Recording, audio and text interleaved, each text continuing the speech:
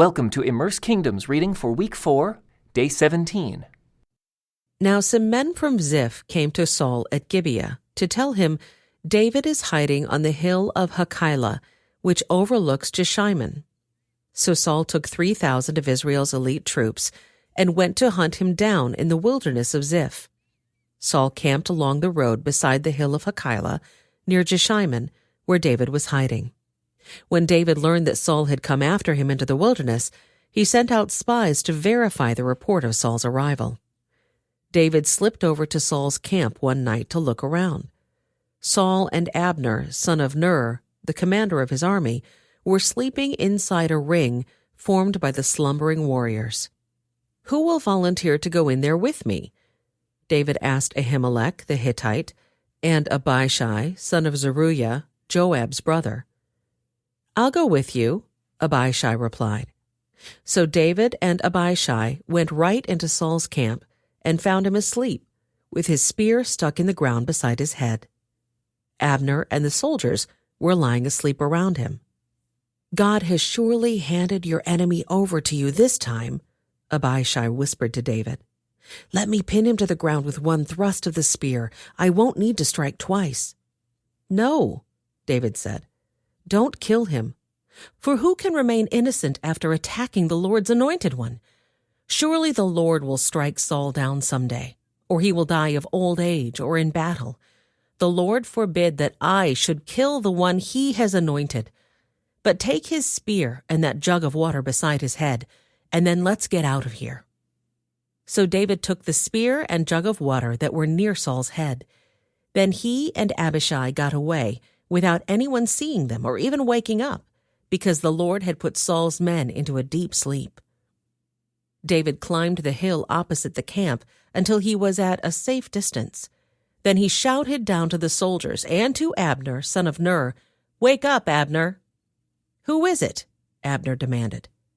"Well, Abner, you're a great man, aren't you?" David taunted. "Where in all Israel is there anyone as mighty? So why haven't you guarded your master the king when someone came to kill him?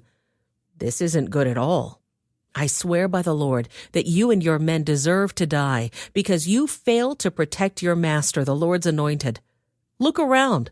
Where are the king's spear and the jug of water that were beside his head?" Saul recognized David's voice and called out, "Is that you, my son David?" And David replied, "Yes, my lord the king. Why are you chasing me? What have I done? What is my crime? But now let my lord the king listen to his servant.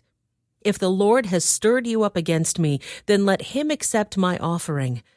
But if this is simply a human scheme, then may those involved be cursed by the Lord, for they have driven me from my home so I can no longer live among the Lord's people, and they have said, 'Go, worship pagan gods.' Must I die on foreign soil, far from the presence of the Lord? Why has the king of Israel come out to search for a single flea? Why does he hunt me down like a partridge on the mountains?" Then Saul confessed, "I have sinned. Come back home, my son, and I will no longer try to harm you, for you valued my life today. I have been a fool and very, very wrong." "Here is your spear, O king," David replied. "Let one of your young men come over and get it. The Lord gives his own reward for doing good and for being loyal, and I refused to kill you even when the Lord placed you in my power, for you are the Lord's anointed one.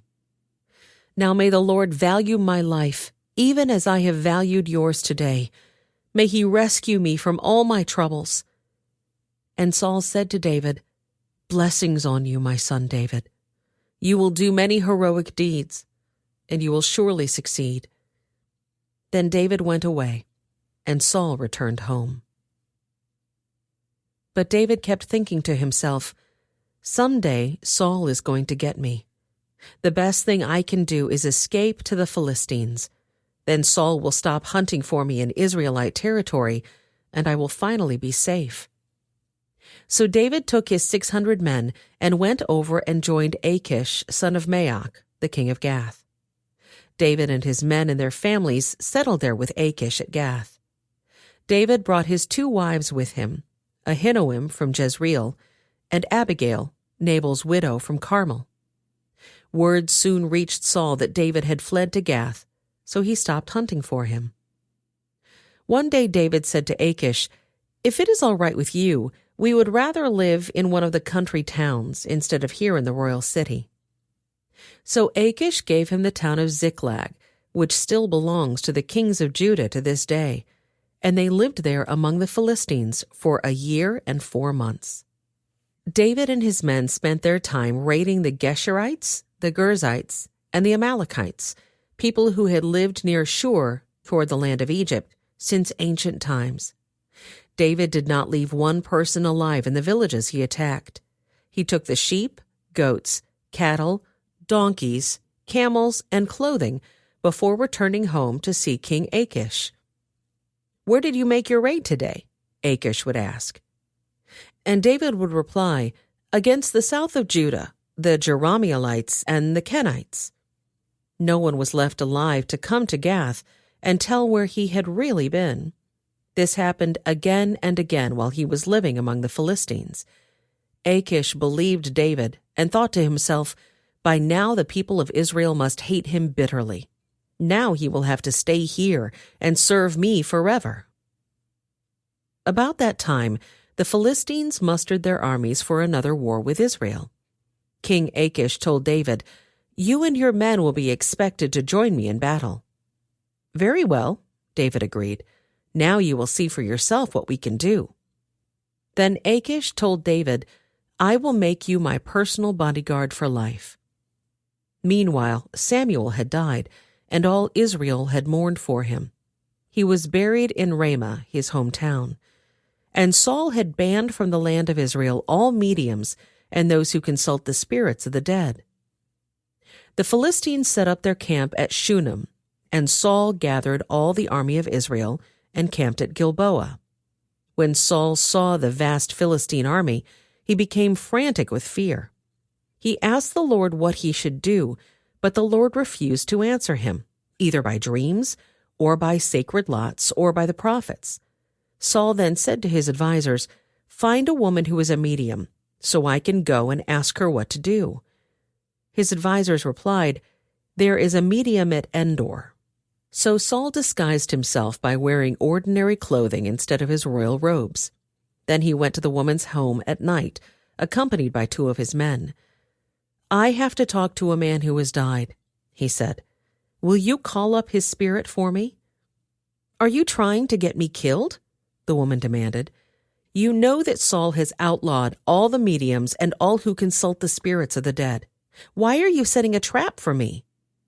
But Saul took an oath in the name of the Lord and promised, "As surely as the Lord lives, nothing bad will happen to you for doing this." Finally, the woman said, "Well, whose spirit do you want me to call up?" "Call up Samuel," Saul replied.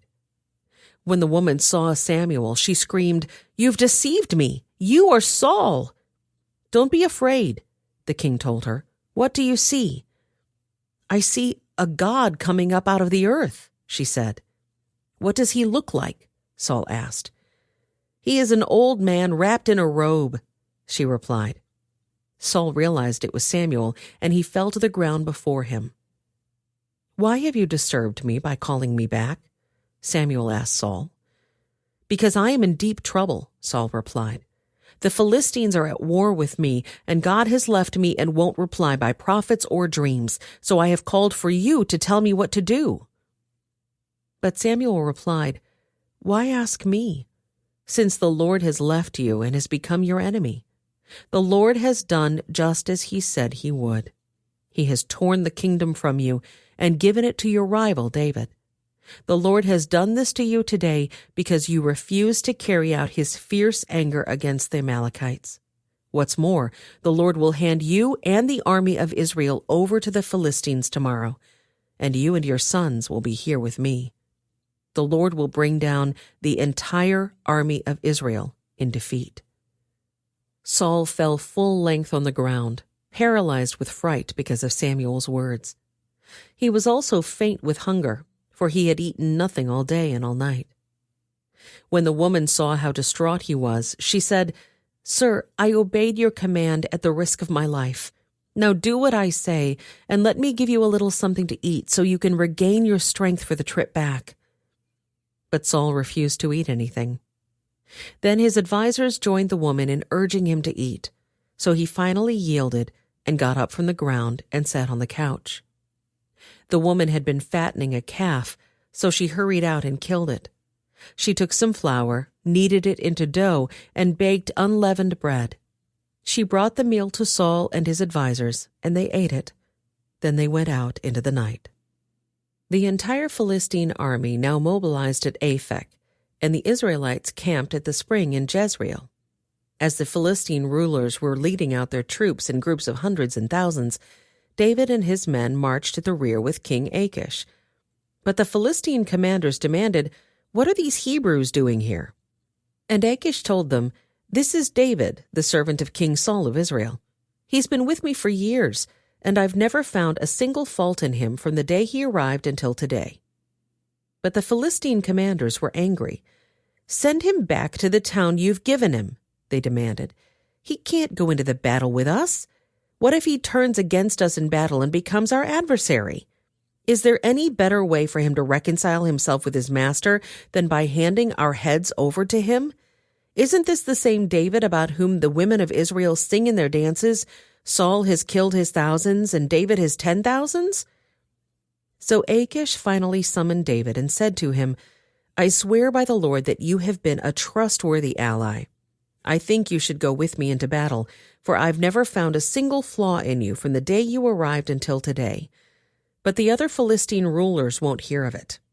Please don't upset them, but go back quietly." "What have I done to deserve this treatment?" David demanded. "What have you ever found in your servant that I can't go and fight the enemies of my lord the king?" But Achish insisted, "As far as I'm concerned, you're as perfect as an angel of God. But the Philistine commanders are afraid to have you with them in the battle. Now get up early in the morning and leave with your men as soon as it gets light." So David and his men headed back into the land of the Philistines, while the Philistine army went on to Jezreel. 3 days later, when David and his men arrived home at their town of Ziklag, they found that the Amalekites had made a raid into the Negev and Ziklag. They had crushed Ziklag and burned it to the ground.